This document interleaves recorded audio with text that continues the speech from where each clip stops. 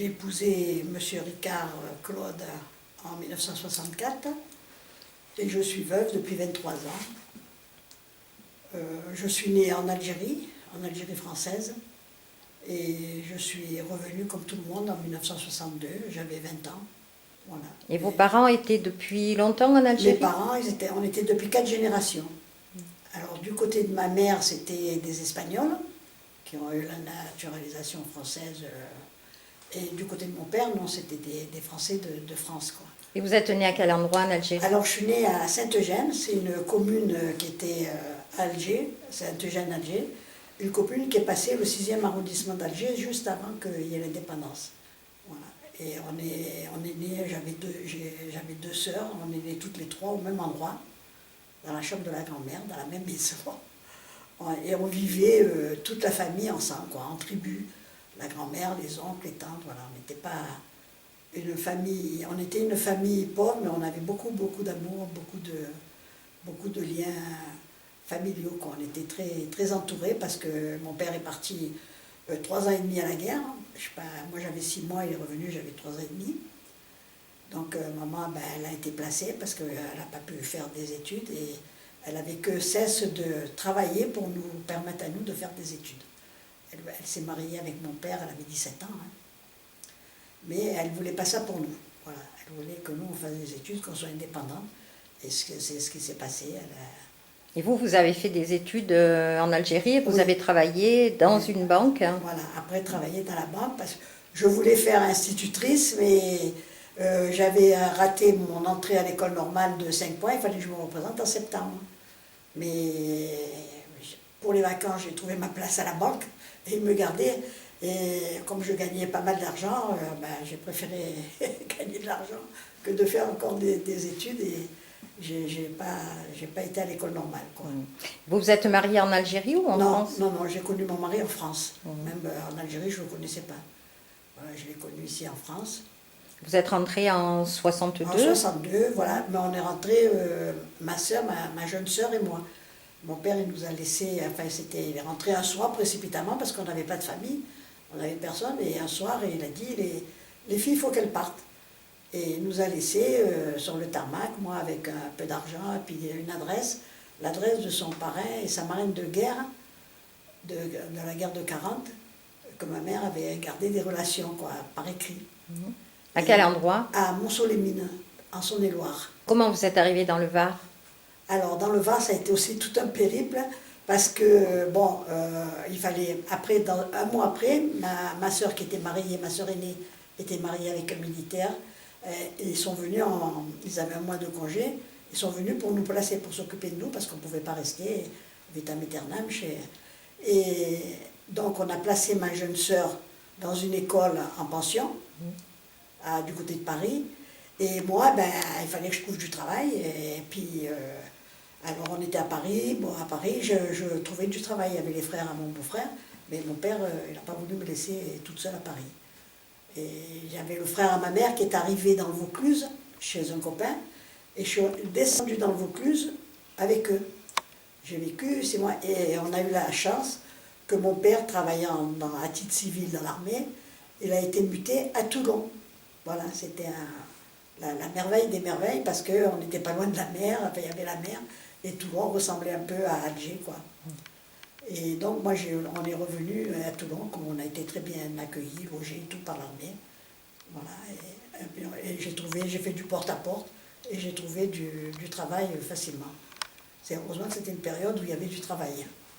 Et qu'est-ce que vous avez fait? Ben, j'ai travaillé à la Société Ciel comme secrétaire, mais je n'étais pas tellement secrétaire, j'étais plutôt comptable. Et donc, quand après la société s'est un peu agrandie, j'ai intégré le service de comptabilité, et cette société, c'était eux qui avaient racheté les chantiers de la Seine quand il y avait eu la débâcle. Voilà. Et vous vous êtes marié en quelle année? En 64. Voilà, j'ai connu mon mari, je me suis mariée en 64, j'ai travaillé jusqu'en 68 parce que mon mari a voulu, il voulait s'installer à son compte, il voulait être transporteur. Et c'est moi qui ai passé l'examen pour avoir les licences de transport. Parce que pour obtenir des licences de transport, il fallait un examen, c'est-à-dire une attestation de capacité. Bon, mon mari ne se sentait pas de le passer, il n'avait pas assez de... Et je l'ai passé, je crois que j'étais une des premières femmes du Var à le passer en 68. J'étais en stage avec 25 bonhommes en bas à Marseille, là, dans une école. Et bon, on apprenait à gérer une entreprise, quoi. Voilà. C'est sur le pays, on apprenait aussi j'ai appris à faire de la mécanique. La mécanique des camions, le moteur des camions. Voilà. Et vous avez conduit les camions, Oui, les gros camions oui, aussi? Oui, j'ai passé le permis, mais j'ai jamais conduit, j'ai conduit une fois ou deux, ou sur le parc, mais c'était juste pour dire que j'ai le permis poids lourd, quoi. Parce que j'en avais pas besoin, je ne conduisais pas. Une fois, mon mari il a été malade, et ben, je suis descendue, j'étais chercher le camion. Voilà, mais c'était tout. J'ai jamais conduit. Et vous avez des enfants? Oui, alors on a eu un fils, voilà. La merveille des merveilles, parce qu'on cherchait un village, on voulait faire, vu qu'on avait perdu nos racines, on voulait faire nos racines quelque part. On voulait un petit village comme... Et mon mari, on a entendu qu'il y avait des terrains à vendre au Moussan. Et le village m'a beaucoup plu parce que ça ressemblait un peu où j'habitais en colline. Bon, mais en Algérie, je voyais la mer, mais là, j'ai pas vu, on ne voyait pas la mer, mais ça fait rien. Et on a fait on est arrivé ici, on a cherché donc en 69 et on a commencé à construire en 70 à la naissance de mon fils. Voilà. Donc vous êtes au Broussan depuis 45 ans. Voilà. Exactement. Et on s'est très très bien intégré parce que quand on est arrivé, il y avait pas... On est arrivé, il y avait 90 votants. Et là maintenant, hein, là, j'étais au bureau de vote, au dernier vote, et bien, on était 500 et quelques. Alors vous voyez, en 40 ans, ça a quand même augmenté. Puis il n'y avait pas tant de maisons, tout ça et tout. Il y a beaucoup plus de... Combien il y a d'habitants au Broussan? Alors au Broussan, il doit y en avoir, ça je ne sais pas combien. Je sais que sur la commune, on est 2000 et quelques, mais au Broussan, je ne sais pas. On doit être peut-être 1 millier. Peut-être pas, peut-être pas. Peut-être 600 ou 700. Non, mais s'il y a 500 votants, il faut compter les enfants, les machins. Ça c'est... Voilà, et puis on s'est intégré au village tout de suite parce qu'il y avait pas tellement de familles. Il y avait une dizaine de familles, quoi. D'abord, vous savez, pour voir un peu la vie du village, il faut aller au cimetière du Broussan. Et vous avez des tombes, vous avez toutes les familles. Voilà, il y a des familles qui ont le même nom parce qu'ils sont mariés entre eux.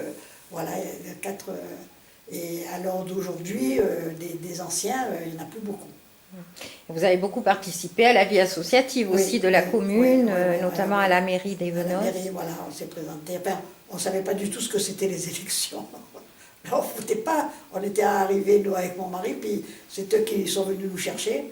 Et puis moi, ça m'a plu. Alors, bon, j'ai rempli, quoi. J'ai fait quand même 2 mandats, dont un mandat d'adjoint spécial. C'est-à-dire que l'adjoint spécial, ce n'est pas un adjoint au maire normal. C'est-à-dire qu'on est officier de police et officier d'état civil. Et aujourd'hui, vous continuez dans la vie associative? Dans la vie associative, mais pas la mairie. J'ai été quand même au CCAS, c'est-à-dire avant c'était le bureau d'aide sociale, après c'est le CCAS, pendant plus de 40 ans quand même. Et quelle est l'évolution du village depuis 45 ans? Qu'est-ce qui a changé? Ben, c'est la mentalité, c'est-à-dire que vous savez, comment dire, tous les 30 ans ça change. La mentalité des gens change, on n'a pas la même. D'ailleurs, avant on était très village, on se voyait tous, les enfants, on faisait des tombolas, ils allaient porter les billets, ils vendaient les billets. Tandis que maintenant, non. Le maître me disait, les parents préfèrent me payer un carnet entier, mais ils ne veulent pas que les enfants ils aillent chez les uns et chez les autres. Maintenant, je trouve qu'ils sont individualistes. Voilà, il y en a qui essayent de refaire, de reformer ce truc de se revoir. Mais moi, je le comprends un peu parce que ce qu'ils achètent, maintenant, c'est terriblement cher. Et les couples qu'ils achètent, ils travaillent tous les deux. Et quand ils sont le samedi et le dimanche chez eux, c'est pour arranger la maison, pour faire des trucs. Donc, ils n'ont pas le temps d'aller s'occuper du village, quoi. Il y a beaucoup plus de jeunes qui sont installés au village. Ben, c'est-à-dire qu'il y a déjà tous les jeunes qu'on a mis au monde, quoi. Parce que là, enfin, pratiquement, moi, quand je tenais les bureaux de vote, que je les voyais arriver, tu as déjà 18 ans, voilà, beaucoup de... Quand on est arrivé, l'école, mon fils, ils étaient 5 à l'école. Et maintenant, ils sont une trentaine, enfin, entre 20 et 30. Il y a 2 classes. Et vous êtes retourné en Algérie? Si, voilà, mais je suis retournée en Algérie, c'était mon grand, j'étais, comment dire, j'étais traumatisée par le fait que je ne pouvais plus retourner chez moi. Enfin, j'appelais chez moi, c'est parce que c'était chez moi. Voilà, et c'était quelque chose, c'était en moi, je ne pouvais plus, et c'est quand, bon, j'ai eu un accident de voiture, où j'ai été faire de la psychothérapie, c'est la psy, quand j'ai commencé à parler de ce que j'avais vécu en Algérie, ce que j'avais vu, parce qu'on risquait notre vie tous les jours. Hein. Moi j'ai vu, notamment quand ils ont mis la bombe au casino, où mon père il était de garde, et j'ai vu des choses, enfin on a vu des choses que c'était pas des enfants, et puis quand on est dans la guerre, on vit dans la guerre. C'est pour ça que le terrorisme à l'heure actuelle, ça fait des mois que je leur dis c'est de la guerre. On est en guerre, le terrorisme c'est de la guerre. Mais tant qu'on est bien, machin, on ne se rend pas compte. Vous étiez traumatisée. Oui. Et je m'en suis... on l'enfouit. Quand on est venu, il fallait travailler, il fallait s'en sortir. Et la psy, elle me dit, vous savez, il faut que vous retourniez en Algérie. Mais je n'étais pas d'accord, je voulais pas. Parce que, puis j'ai dit, puis avec Bouteflika, qu'est-ce que je vais retourner dans mon pays?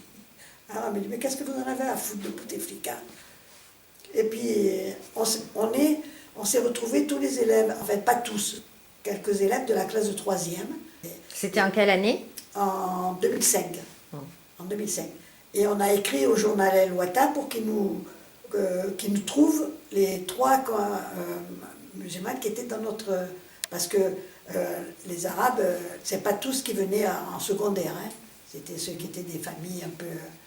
Et donc ils nous les ont trouvés, on les a revus, on était contents de se revoir. Bon, on n'était pas d'accord politiquement, mais bon, on était des copines d'école, voilà, on s'est retrouvés, on était contentes, quoi. Voilà. En Algérie, moi, on a toujours bien vécu, quoi, je veux dire, avec les Arabes, les Juifs, n'importe qui, on savait qu'on avait de la différence, mais c'était tout, hein, parce que, on n'a jamais, il n'y a pas cette haine qu'il y a maintenant, ou machin comme ça, moi, je ne comprends pas pourquoi on en est arrivé là, quoi. Et ça vous a fait du bien de retourner en Algérie? Ben oui, et l'année d'après, je suis retournée. Pour moi, c'était, comment dire, c'était plus interdit. Je pouvais retourner dans mon pays quand je voulais. Mais moi, ça m'a fait du bien. Et je ne dis pas que je ne retournerai pas encore. Enfin, j'ai été très bien accueillie dans mon endroit, et j'ai même des copains de rue qui m'ont connue parce que je jouais moi au football avec les garçons, j'étais très garçon manqué. Le lien s'était recréé. Oui. C'était quelque chose de... Enfin moi ça m'a remis d'aplomb, quoi. Voilà. Pour moi c'est pas... Je sais que si j'ai envie un jour, ben, je prends l'avion puis je retourne.